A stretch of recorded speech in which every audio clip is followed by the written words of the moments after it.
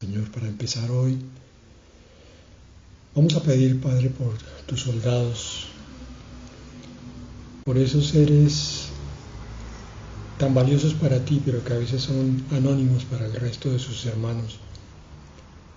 Soldados que están peleando batallas silenciosas, Señor, dentro de sí mismos.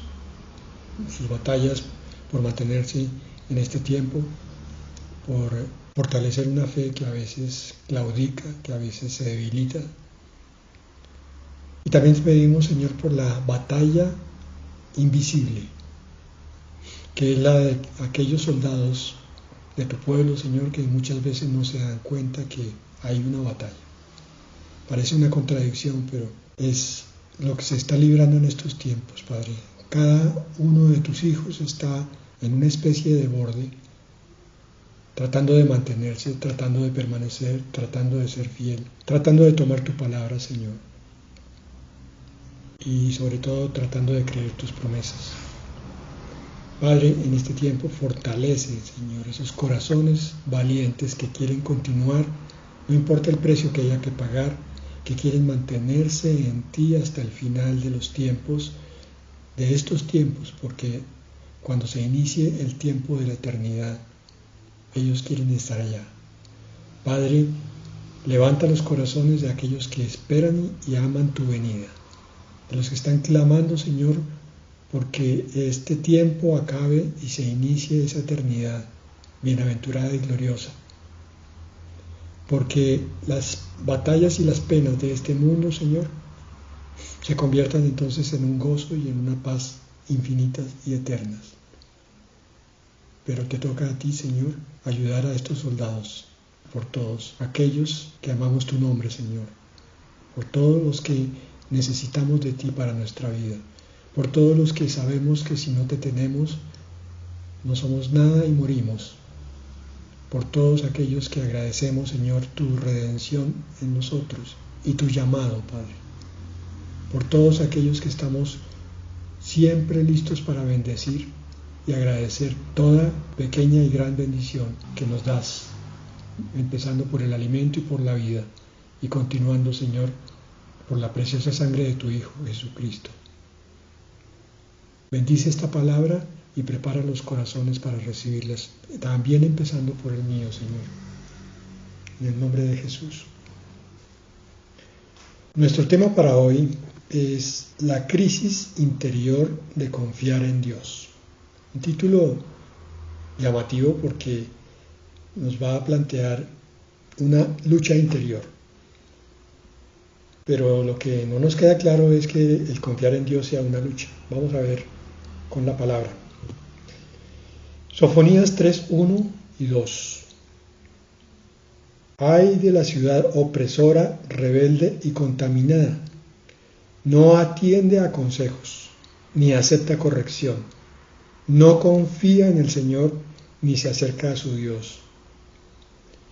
El profeta Sofonías se levanta a sacudir al pueblo de Israel, dirigiéndose a la ciudad de Jerusalén, que está en el versículo 3, contaminada por gran cantidad de cosas de este mundo, porque anda en rebelión hacia su Dios y Creador, y por esa razón está oprimiendo injustamente a los débiles, a las viudas y a los huérfanos. Podría parecer que es una palabra que no tiene aplicación hoy, pero el Señor Jesucristo mismo dijo que cuando Él viniera, probablemente no hallaría suficiente fe en la tierra. Y estaba anunciando una de las crisis más grandes, pero al mismo tiempo más desconocidas del pueblo cristiano. Me temo que el pueblo cristiano se ha engolosinado un poco, ha confundido sus ojos, su vista, pensando que está creciendo, que el número de creyentes es cada día mayor, pero no se da cuenta que uno de los síntomas de la crisis de fe que el Señor anunció para los últimos días es la debilidad de la confianza en Dios, que Sofonías en el versículo 2 del capítulo 3 dice literalmente, no confía en el Señor ni se acerca a su Dios. Alguno pensará y rebatirá diciendo, pero vemos que el pueblo de Dios está entrando cada vez en mayor número a las congregaciones, está buscando cada vez más palabra y sermones, está tomando fuerza ante la búsqueda de votos de los políticos. ¿Eso no significa que el pueblo cristiano es cada vez más fuerte? Fuerte, probablemente sí en número, pero en resistencia interior y calidad habría que entrar a discutir eso. El hecho de que veamos iglesias gigantescas, como ninguna religión ha podido hacerlo, no significa que el pueblo cristiano esté caminando el camino que agrada al Señor. La fe en crisis significa que es como una afirmación intelectual que hace el creyente. Es decir, el creyente supone que tiene fe porque ha oído 3 o 10 veces versículos que hablan de la fe y que el pueblo cristiano tiene que confiar en Dios, y él lo asume así, pero a un nivel mental únicamente. Pero en realidad no es una convicción profunda, y eso se prueba en los momentos de crisis.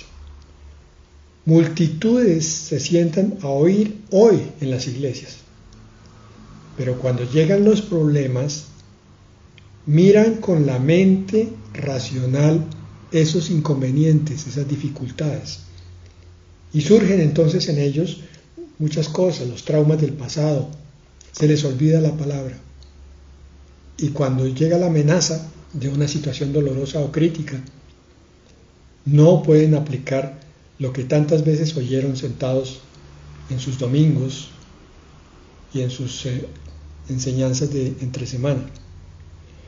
Cuando algo les preocupa o les asusta, tienen que confesar que no pueden confiar plenamente en la palabra que tanto han oído. Mateo 4, 16 al 17 nos describe esta situación. Y este es un extracto de la parábola del sembrador. Versículo 16. Estos son asimismo los que fueron sembrados en pedregales, los que cuando han oído la palabra, al momento la reciben con gozo. Les gusta oír sermones, les gusta escudriñar aquí y allá a un predicador y a otro en su iglesia, en internet. Versículo 17, pero no tienen raíz en sí, sino que son de corta duración. Ellos no han entendido que tienen que desarrollar su raíz, enraizarse, tienen que echar agua y echar abono a su actitud, hacerla crecer consciente y voluntariamente, ayudando por supuesto en la obra del Espíritu Santo, porque el que produce el crecimiento es el Espíritu. Como no tienen raíz, cuando viene la tribulación, continúa Marcos 4:17, la persecución por causa de la palabra, luego tropiezan. Este tropiezo consiste en mirar a un Dios y no creer, no confiar en lo que Él ha prometido, en lo que Él ha ofrecido, en las armas que Él pone delante del soldado, en la bendición que Él da a sus hijos. ¿Qué es lo que ocurre con todo esto entonces? Como siempre buscamos la explicación en la palabra. Segunda de Crónicas 16, 7 al 8. En esa ocasión, el vidente Hanani se presentó ante Asa, rey de Judá, y le dijo: por cuanto pusiste tu confianza en el rey de Siria, en vez de confiar en el Señor tu Dios, el ejército sirio se te ha escapado de las manos. También los cusitas y los libios formaban un ejército numeroso, y tenían muchos carros de combate y caballos. Sin embargo, el Señor los entregó en tus manos, porque en esa ocasión tú confiaste en Él. El profeta tiene que venir a recordarle al rey que en una ocasión el rey logró confiar en lo que Dios iba a hacer y logró la victoria, pero que en el momento presente algo había pasado en el corazón de Asa. Se había olvidado del Dios que tenía, de la palabra que le había sido dada, y se olvidó de confiar en ese Dios. Hemos usado tanto la palabra fe que la hemos convertido en una palabra, diría yo, religiosa, a veces carente de significado, del verdadero significado bíblico. Y pensamos que tener fe es simplemente creer, y que con creer en un Dios es suficiente y con eso ya somos aprobados. Y hemos estudiado muchísimas veces que la fe bíblica consiste en entender los tres significados de esa palabra en griego que es pistis. Es, primero, tener una convicción. Y muchos creyentes fallan en eso, ese es el enraizarse.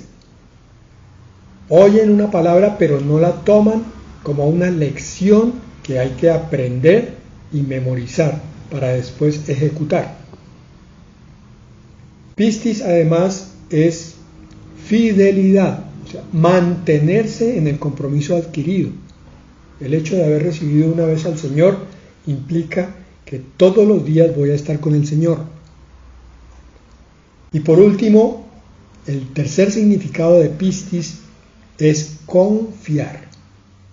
Y es tal vez el sentido más cercano al concepto pseudobíblico que tienen muchos de creer en una entidad sobrenatural poderosa. Pero es que aquí el creer se trata en confiar. Pistis igual a confiar.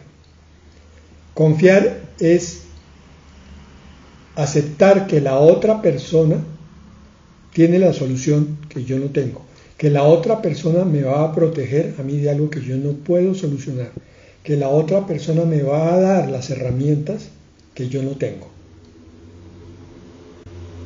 Para eso entonces tengo que entregarme a esa otra persona, a su cuidado, a su provisión, que traiga lo que yo necesito, lo que yo no tengo. Pero con mi corazón abierto, por tanto lo estoy haciendo, perdón la repetición, de corazón. Es una fe de corazón, no es una fe racional, no es una fe de pensamiento, de concepto. Ah, sí, yo creo. No. Se convierte en verdadera fe cuando yo la siento. Y es probada cuando llega la situación extrema que me pone a decidir qué voy a hacer. El rey Asa, en un momento, en el primer momento, confió en Dios. Decidió confiar. Pero en el versículo 17, el profeta tiene que exhortarlo porque en ese momento, por alguna razón, decidió u olvidó confiar. ¿Qué ocurre aquí? Es que hemos sido educados para confiar, primero como niños, en los mayores, en nuestros padres, nuestros maestros, en las autoridades. Pero con el tiempo, cuando nos hacemos mayores, la cultura, los valores que nos meten en la cabeza y en el corazón, nos enseñan a confiar en nosotros mismos de una forma un poco retorcida. Es necesario tener cierta comprensión de quién soy yo, es lo que se podría llamar autoconfianza, pero el mundo lo convirtió en una especie de soberbia disimulada. Yo confío en mis recursos, confío en mis conocimientos, confío en mis apellidos. Antiguamente eso era lo que pasaba, los nobles eran de mucha más calidad que los que no lo eran, porque el solo apellido los había hecho nacer en una cuna privilegiada y por tanto su vida era de más valía que la del resto. Hoy entonces son los títulos, los estudios, los másteres, los PhD, los renombres. Si yo salgo en la prensa, en las noticias, usted no sabe quién soy yo, ¿cierto? Se confía en el tener. Y nos cuesta entonces trabajo entender el proceso de confiar en Dios. Muchos no entienden que la nueva vida, el nuevo nacimiento, implica ejercitar una nueva forma de pensar. Muchos se quedan razonando como antes, cuando no eran creyentes. No han visto o no han entendido o no han creído en la necesidad de renovar su pensamiento, y cuando llegue la palabra de Dios decir, ahora ya no voy a pensar como antes, voy a pensar en esta palabra que está aquí frente a mis ojos y que está entrando por mis oídos, porque sé que la manda Dios para mi cambio. Pero no, estos creyentes los ve uno entrar a la iglesia, salir de la iglesia, coger la Biblia, soltar la Biblia, decir amén, amén, amén, pero su pensamiento es idéntico al de hace 2, al de hace 5, y peor aún, y eso debiera hacer sentir vergüenza, al de 10 y 20 años todavía. Siguen pensando, ya tienen casi 70 años y piensan como cuando tenían 40, con los mismos conceptos, y digo yo, con las mismas mañas de hace 20 y 30 años. No han renovado nada de su ser, pero aceptan el concepto del nuevo nacimiento, aceptan el concepto de la fe, lo aceptan a nivel de neurona, no a nivel de espíritu. Tenemos que desandar el camino equivocado por eso, el camino que fue equivocado en la educación que nos dieron, el camino que el Señor nos está mostrando equivocado con su palabra. Y aunque es un proceso que requiere tiempo, y el Señor lo sabe, nos ayuda Él con sus intervenciones. ¿Qué quiero decir con esto? Que cuando yo coloco con mucho temor, miren la contradicción, un poco de confianza en Dios, el Señor viene y me prueba que sí es real y que sus promesas sí se cumplen en mí, que sí viene a bendecirme. Una bendición pequeña, porque fue una oración pequeña. Entonces yo me animo y hago una oración un poco más arriesgada la próxima vez. Y el Señor me da entonces una bendición mayor que la primera vez.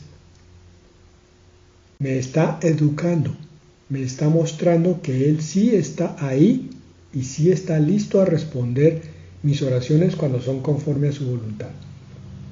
Entonces, a medida que pasa el tiempo, se va incrementando mi confianza, tanto en mi oración como en el que la oye, y empiezo a ver cada vez mayor bendición.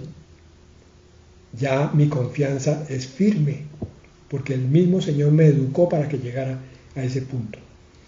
Pero esto tiene que ser un proceso activo de mi parte. Yo tengo que tomar la decisión, primero de arriesgarme y después de empezar a confiar. Todo esto implica que es una nueva forma de vivir, confiar en Dios. Muchos, insisto, repito, muchos siguen viviendo como antes de conocer al Salvador. Proverbios 28-26 dice, necio es el que confía en sí mismo, el que actúa con sabiduría se pone a salvo. Estoy leyendo la Biblia al día en todos los versículos hoy. Se trata de soltar consciente y decididamente cada motivo de preocupación, de ansiedad y de temor. Tengo que soltarlo.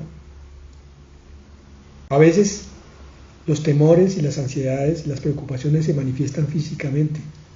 Yo me empiezo a sentir tenso muscularmente. Mis músculos, se dice, se agarrotan, están apretados. O siento un malestar en la boca del estómago o en la nuca.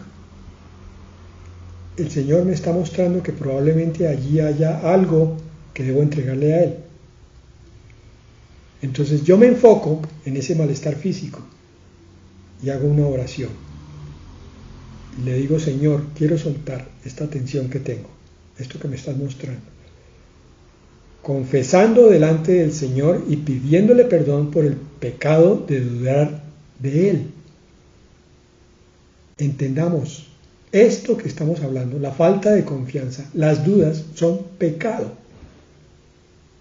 Por tanto, hay que hacer el propósito disciplinado y sometido, o sea, con humildad, de confiar ante cada situación nueva. Señor, ya me di cuenta hoy que no estaba confiando en ti, por eso es que tengo este malestar físico. Ya. Óiganme bien, no estoy diciendo que todo malestar físico sea nacido de una falta de confianza en Dios. No dije eso, pero sí aclaremos. A veces el Señor nos ayuda para que entendamos nuestros procesos, permitiendo que la falta de confianza se manifieste en molestia física. Este proceso de mirar mi tensión, mi falta de confianza, confesar y pedir perdón por ese pecado y hacer el propósito de confiar cada vez más, es siempre una nueva crisis. Es lo que explica el título de este tema. La lucha entre lo que cree la mente y lo que debe creer el espíritu va a ser repetida. Esto no se resuelve con solamente una vez entregar, confiar, confesar y vivir en forma renovada esa vez. El Señor ha permitido que esa sea la forma como crecemos, y es que cada vez va a haber una crisis en mi interior. Mi mente se opone a lo que le dice la palabra, y yo escojo qué parte es la que termina ganando. Hay un conflicto entre dos fuerzas y siempre gana una sola, porque es la lucha entre lo que cree la mente y lo que debe creer el espíritu. Entonces aquí lo que tenemos que hacer es ejercer la libertad, el libre albedrío de escoger una manera de pensar de acuerdo a la mente de Dios, o sea, la palabra, y no a la del mundo. Las verdades, entre comillas, porque no lo son, del mundo, ante la palabra de Dios, caen. Todo lo que nos enseñaron muchas veces no sirve para nada. Y lo que sirve, el Señor lo toma, lo mete en una nevera, lo deja, lo reestructura y después nos lo devuelve reconstruido. Las cosas que aprendimos que sí servían. Isaías 2:22. Repito, en la Biblia al día. Dejad de confiar en el hombre, que es muy poco lo que vale. Su vida es un soplo nada más. Aquí ese dejad de confiar en el hombre no se refiere a que yo no confíe en los demás. Hay que entender también esto. A ver, lo que no debo es esperar más de los demás de lo que son capaces de dar. No significa que yo ande desconfiando entonces de todo el mundo y me convierta en un animalito asustadizo que cuando se le acerca a alguien inmediatamente le pone barreras. Desconfiar del otro es saber que el otro en algún momento, sea el presidente de la República, sea el pastor de la iglesia, sea mi papá, mi mamá o mi hijo o mi esposo o esposa, me va a fallar. Y cuando me fallen, no le caigo encima. Los acepto porque son simples seres humanos lo mismo que yo, fallan igual que yo. Pero este versículo de Isaías 2:22 lo que nos pone también en el frente de nuestra visión es que dejen de confiar en el hombre. Ni los demás, ni tú mismo, son capaces de dar la medida de la perfección. Ustedes, dice el Señor, siempre van a fallar en alguna cosa, en muchas cosas. Es muy poco lo que vale. Por eso es que el Señor quiere llenarnos con su presencia, para que a través de Él las fallas sean cada vez menos. Salmo 118:8. Es mejor refugiarse en el Señor que confiar en el hombre. Yo no confío entonces ni en los demás, ni en mí mismo, sino en Dios. Bueno sería repetir esta palabra, que digo yo, 10 veces al día, a ver si me la aprendo. ¿Es mejor refugiarse en el Señor que confiar en el hombre? Cuando se tenga la batalla de fe con cualquier don que el Señor quiera desarrollar en nosotros, yo debería repetir esta palabra. Cuando tenga un conflicto familiar con alguien que debe llegar al Señor, mi hijo, pareja. Cuando haya una enfermedad delicada y esté entrando al hospital y vea la cara del médico, me va a dar una noticia no muy buena. Cuando tenga una situación sentimental dolorosa.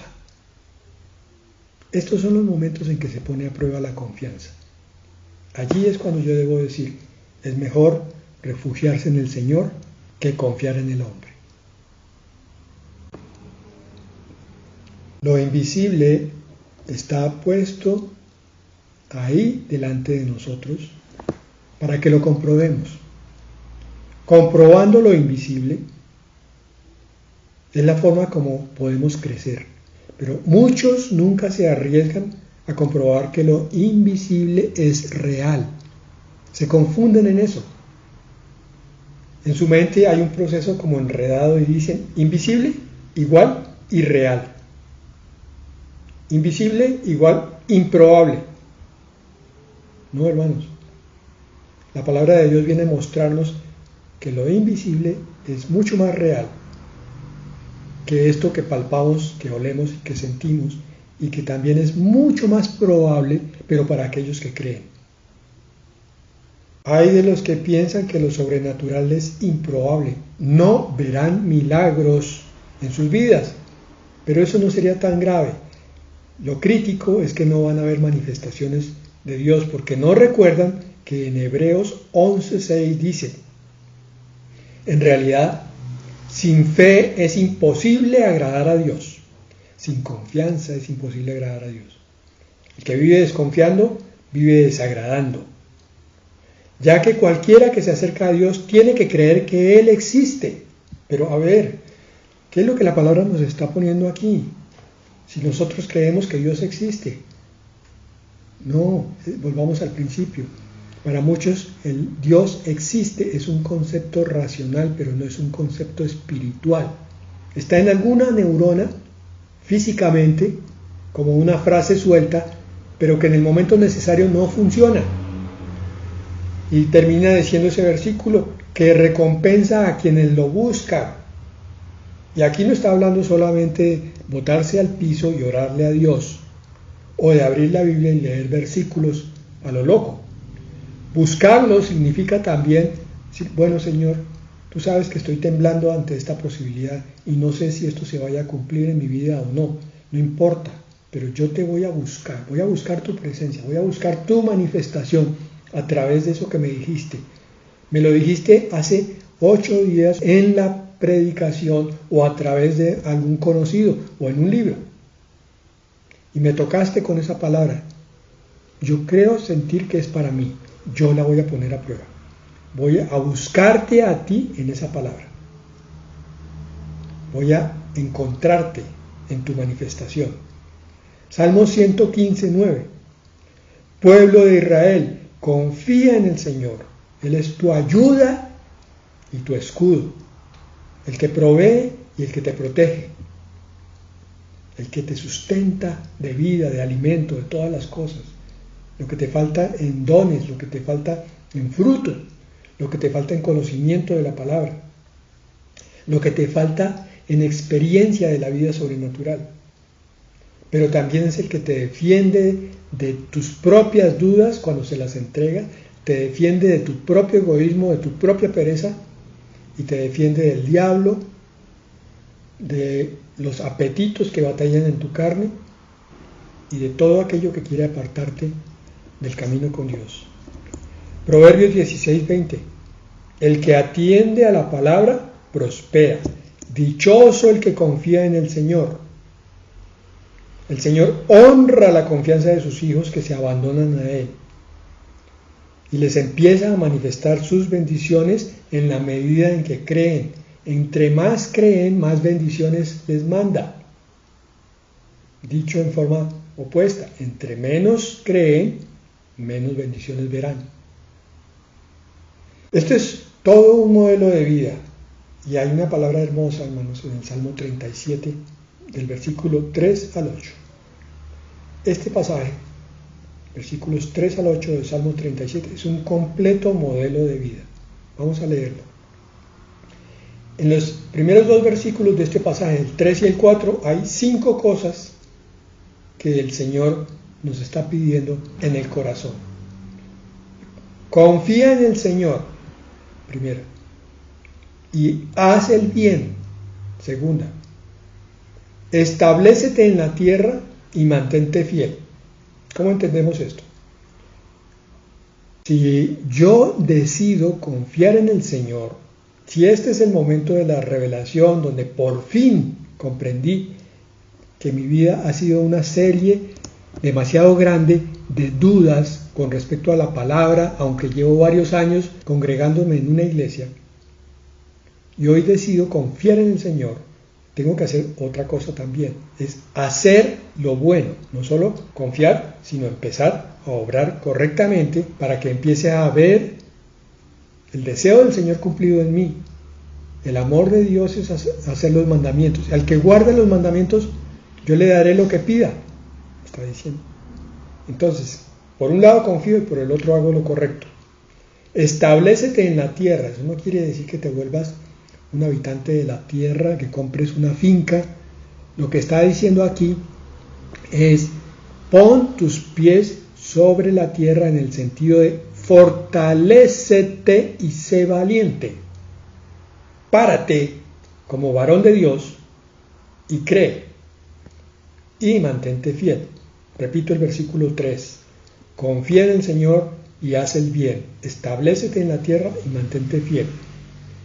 Y el versículo 4 dice: deleítate en el Señor. Cuando tú haces estas 4 cosas arriba, confías, haces lo justo, te levantas valientemente y te mantienes fiel, entonces empezarás a gozarte en el Señor y Él te concederá los deseos de tu corazón. ¿No es eso lo que sueñan tantos? Que empecemos a ver algo del reino de los cielos aquí en la tierra. ¿No es eso lo que busca el corazón? Paz, sabiduría. Bueno, aquí está el modelo. Salmo 37:5. Encomienda al Señor tu camino, confía en Él y Él obrará.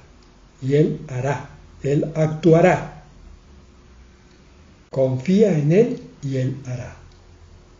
Otro pequeño fragmento de palabra para grabártelo en el corazón, repitiéndolo 10 veces al día.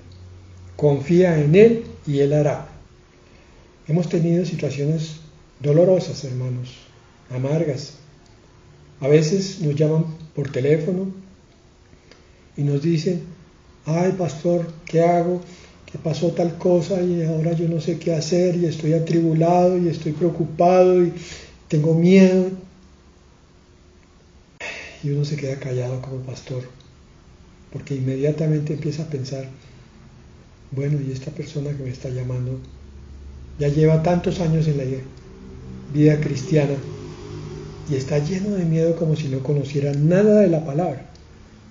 Le fue borrada la palabra. Tengo que empezar otra vez desde el principio a recordarle que lo primero que tiene que hacer es confiar en su Señor, que el Dios que se le manifestó a él para que lo recibiera a través de su Hijo es el Dios que hizo los cielos y la tierra, con ese mismo poder con el que creó el universo.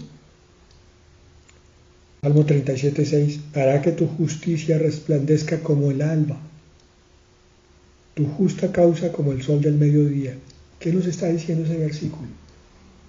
Que cuando tú confías en el Señor, cuando haces el bien, cuando te levantas valientemente, cuando te mantienes fiel, cuando te deleitas en el Señor, cuando encomiendas al Señor tu camino, cuando confías en Él y lo ves obrar, eso va aumentando tu brillo espiritual.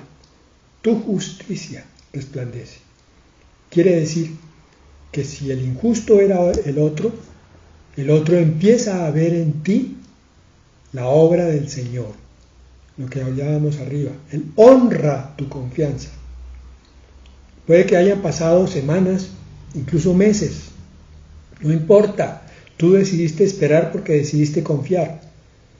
Entonces vas a ver cómo el Señor viene y tú obraste juiciosamente, correctamente, justamente, y entonces el Señor llega y avergüenza al que obró injustamente contra ti, te levanta. Tú esperaste pacientemente hasta que ese familiar tuyo llegara a los pies del Señor y orabas, pero no pasaba nada. Un día, la justicia de Dios viene y resplandece delante de ti, y ese familiar llega a pedirte perdón por lo mucho que te hizo sufrir. Salmo 37:7. Guarda silencio ante el Señor y espera en Él con paciencia. Esto es parte de confiar. No, guardar silencio no significa no orar más por lo que se está pidiendo. Puedes seguir pidiendo, pero pidiendo con confianza siempre. Señor, te tengo cansado con mi oración, pero yo sé que tú vas a orar, Señor. No sé cuándo, pero lo vas a hacer. Sé, Señor, que tanto te he pedido por esta persona, que tú vas a tocar ese corazón, lo vas a derretir, Señor, y va a servirte. Lo sé, Señor. Y sé, por eso mismo, por esa confianza que tengo en ti, Señor, que con esta persona que es de mi familia un día nos vamos a gozar en la eternidad. Nos vamos a abrazar y vamos a llorar de júbilo. Padre de los cielos, gracias, Señor, por el alma por la que te pido, porque es tuya, Señor, porque tú la prometiste y tu voluntad se hace por encima de todo. Se cumple porque se cumple, Señor. Gloria a ti. Qué gozo, Señor, es servirle al Dios del universo que tiene todo el poder para resolver cualquier cosa. ¿Habrá algo imposible para Dios? Y versículo 37:8. Refrena tu enojo, abandona la ira, no te irrites, pues esto conduce al mal. Quita la impaciencia. No pienses que Dios no te ha oído. No caigas en el estrés al ver que la situación está un poco complicada. No explotes contra las cosas, sino mantén tu placidez, la mansedumbre del Señor Jesucristo, sabiendo que Dios demora a nuestros ojos, pero llega. Yo me pregunto qué pensaría el Señor Jesucristo cuando tenía 20 años y sabía que le quedaban todavía 13 años y medio por delante y que los peores de su vida iban a ser los últimos 3 y medio, en el sentido de que iba a haber la intolerancia, la calumnia, la persecución, la incomprensión, la ceguera y la sordera. Yo creo que el Señor simplemente miró lo bueno, vio la cantidad de almas que iban a llegar a su Padre Celestial por causa de su palabra y sus milagros, que llegaron más al Señor, Dios eterno y altísimo, por causa de su palabra que por sus milagros. Porque así debe ser. La palabra está puesta para que conozcamos a Dios. Y como tal, uno de los principales preceptos es el de tener fe. Fe que es confianza. Y te repito entonces hoy, encomienda al Señor tu camino, confía en Él y Él hará. Padre, te pedimos, Señor, por nuestro corazón tan carnal, tan terrenal, Señor, a veces, que duda continuamente porque no ve. Porque esta cultura nos enseñó a creer en lo que se ve, en lo que se puede pesar, medir, oler, sentir. Padre, levanta, Señor, soldados, profundamente convencidos de que tienen un desafío por delante, pero que tu Espíritu Santo, poderoso y omnipotente, va a ser fiel a ese desafío. Que cuando estos soldados decidan creer cada día más, tu Espíritu va a dar galardones de bendiciones, de premio a las oraciones, Señor, de premio a la fidelidad, a la paciencia, a la espera, aún dolorosa, aún con lágrimas, pero confiada y mansa. Padre, saca de nosotros la duda que finalmente es también rebelión, es orgullo, Señor, porque quisiéramos sentarnos en tu trono y teniendo tu poder resolver las cosas como mejor nos parece. Qué soberbia, Señor. No somos capaces de esperar que el dueño del universo haga las cosas como a Él le parece. Máxime que es un Dios sabio y bondadoso, y las hace siempre bien y en el momento preciso.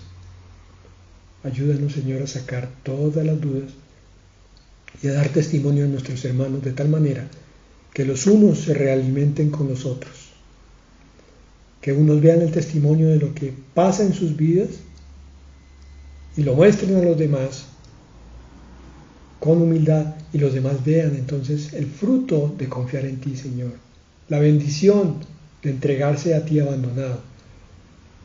Cómo se quita el peso de la carne, el peso del cuerpo, cuando se entregan muchos temores que están allí escondidos en forma de molestias emocionales y molestias físicas. Padre, dales a este ejército de tu pueblo la capacidad de mirarse a sí mismos, comprender y diagnosticarse claramente con la ayuda de tu Espíritu. ¿Cuáles son los miedos que los están limitando, que los están encarcelando, que los están volviendo simples habitantes de este planeta cuando son hijos tuyos, Señor? Padre, glorifícate en la fe de tu pueblo para que encuentres una multitud que esté esperando anhelante tu venida con vestiduras blancas, Señor. En el nombre de Jesús te lo pedimos. Amén.